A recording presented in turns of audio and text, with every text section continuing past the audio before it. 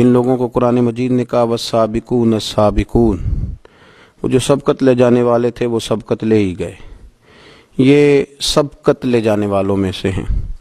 حضرت ابوبکر صدیق رضی اللہ تعالیٰ عنہ کے اخلاق میں، تعلیمات میں جو چیز سب سے زیادہ نمایاں ہے، جو سب سے زیادہ اعلیٰ ہے، جو سب سے زیادہ عرفہ ہے، وہ یہ ہے کہ ان کے جلووں میں، ان کے اخلاق میں نبی پاک علیہ الصلاۃ والسلام کی سیرت کا مکمل عکس دکھائی دیتا ہے۔ انہوں نے اپنے آپ کو نبی پاک صلی اللہ تعالیٰ علیہ وسلم کی مقدس سیرت کے مطابق ڈھال لیا تھا۔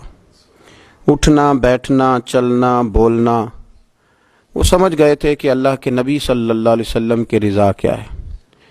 کوشش کرتے تھے کہ زیادہ بحث نہ ہو بلکہ جو حضور فرما دیں، آپس میں اس پر زیادہ تکرار نہ کی جائے بلکہ سنا جائے اور فوراً اس پر عمل کیا جائے۔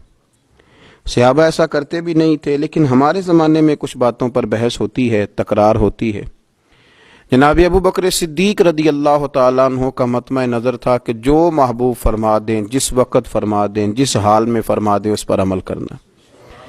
نبی پاک صلی اللہ تعالیٰ علیہ وسلم نے حضرت ابوبکر صدیق رضی اللہ تعالیٰ عنہ کی اس بات کو اعزاز کے طور پر بیان فرمایا، ان کی فضیلت کے طور پر بیان فرمایا۔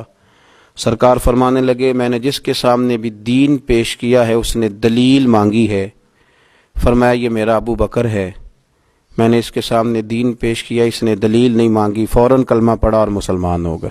تو حضرت ابوبکر صدیق رضی اللہ تعالیٰ عنہ نے اپنے آپ کو اللہ کے پیارے محبوب صلی اللہ علیہ وسلم کی رضا کے اندر ڈھال لیا تھا۔ وہ سمجھ گئے تھے کہ محبوب کریم کی رضا کس بات میں ہے، حضور کیا چاہتے ہیں، کیا فرماتے ہیں، کیا پسند کرتے ہیں، کس انداز میں حضور خوش رہتے ہیں، کہاں نبی پاک صلی اللہ علیہ وسلم کو کوئی بات ناگوار گزرتی ہے، کہاں مزاج مبارک پر کوئی چیز ایسی ہے جو پریشان کرتی ہے۔ مکمل عکس تھے وہ حضور کی سیرت کا، نبی پاک کی رضا کا۔ جب اللہ کے پیارے حبیب صلی اللہ تعالیٰ علیہ وآلہ وسلم تشریف لے گئے اور نبی پاک صلی اللہ تعالیٰ علیہ وعلا آلہ وصحبہ وبارک وسلم غار حرا میں وقت گزارا اور پہلی وحی حضور پہ نازل ہوئی، تو قرآن مجید کی ایک تاثیر تھی، اس کی ایک شدت تھی کہ اللہ کے محبوب علیہ السلام کے وجود اطہر پر اس کا اثر محسوس ہوا۔ سرکار جب گھر آئے اور جناب خدیجۃ الکبریٰ رضی اللہ تعالی عنہا کو کہا کہ مجھے چادر اڑا دو، مجھے چادر اڑا دو، اور اپنی اس کیفیت کا اظہار فرمایا، تو حضرت خدیجۃ الکبریٰ رضی اللہ تعالی عنہا نے نبی پاک علیہ السلام کے 5 اوصاف گنوائے۔ یا رسول اللہ صلی اللہ علیہ وسلم، آپ کے اخلاق میں یہ 5 چیزیں پائی جاتی ہیں، اللہ کبھی بھی آپ کو رسوا نہیں کرے گا، اللہ تبارک و تعالی آپ کو شان عطا کرے گا۔ 5 چیزیں گنوائیں حضرت خدیجۃ الکبریٰ نے۔ وہ 5 چیزیں کون سی تھیں؟ فرمایا مجھے اللہ کی قسم، اللہ آپ کو ہرگز بھی شرمندہ نہیں کرے گا۔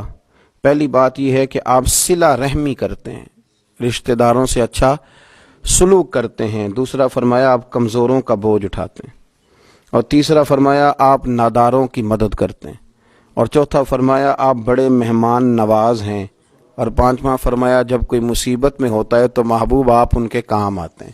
یہ 5 آپ کے اندر وہ اخلاق عالیہ ہیں جن کی بنیاد پر میں کہتی ہوں کہ اللہ آپ کو عزتیں ہی عطا فرمائے گا، بلندیاں ہی آپ کا نصیبہ ہوں گی۔ یہی ان باتوں سے میں نے دیکھا ہے۔ حضرت سیدنا خدیجۃ الکبریٰ رضی اللہ تعالی عنہا کا یہ قول بخاری شریف میں موجود ہے، اور اسی بخاری میں حضرت ابوبکر صدیق رضی اللہ تعالی عنہ کے بارے میں ابن دغنہ نے ایک بات کہی تھی۔ جب آپ مکہ چھوڑ کے جانے لگے کافروں کی سختیوں سے پریشان ہو کر، تو ابن دغنہ نے آپ کو کھڑا کر لیا اور کہنے لگا ابو بکر آپ نہ جائیں۔ کیوں؟ کہنے لگا آپ جیسے شخص کو یہیں رہنا چاہیے، وجہ اس کی یہ ہے کہ آپ 5 باتیں وہ جو حضرت خدیجہ نے نبی پاک کے بارے میں گنوائیں تھیں، وہی 5 باتیں اسی بخاری میں اسی ترتیب سے موجود ہیں کہ ابن دغنہ کہنے لگے کہ آپ صلہ رحمی کرتے ہیں، آپ کمزوروں کا بوجھ اٹھاتے ہیں، ابو بکر صدیق آپ ناداروں کی مدد کرتے ہیں، آپ بڑے مہمان نواز ہیں، آپ مصیبت زدہ لوگوں کے کام آتے ہیں۔